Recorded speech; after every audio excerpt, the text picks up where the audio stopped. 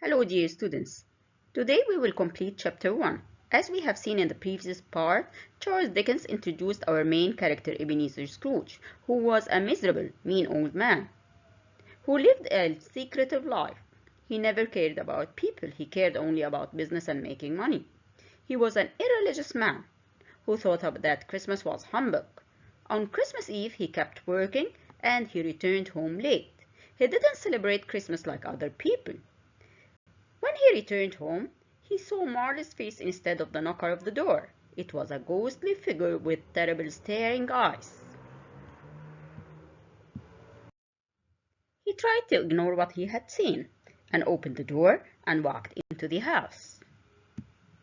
Scrooge liked darkness, as it was cheap. His house was so dark, he lighted only one candle. He checked that everything was okay. He was so afraid, yet he pretended to be courageous. He locked the door and sat down to eat his dinner.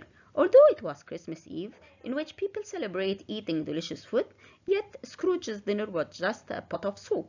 He sat down by the fire to eat it, but to his surprise, he saw Marley's face on every tile around the fire.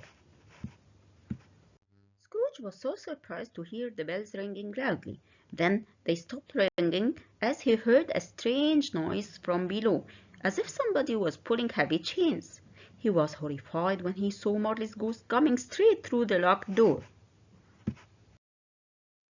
Scrooge saw Marley's ghost tied with heavy chains, which had money boxes, keys, bank books, and purses on it. These were the things Marley was interested in during his lifetime, exactly like Scrooge. Scrooge was so terrified, and he asked him, "Why do ghosts come back after death?"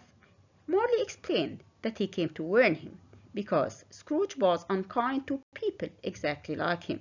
So after his death, he would never have peace or rest, and he will travel endlessly around the world, carrying all his sins. Scrooge was so surprised that Marley would have this fate, although he was an excellent man of business.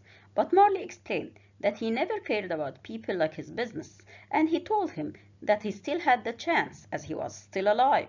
He also regretted his bad behavior towards people, and he didn't want Scrooge to be punished like him after his death.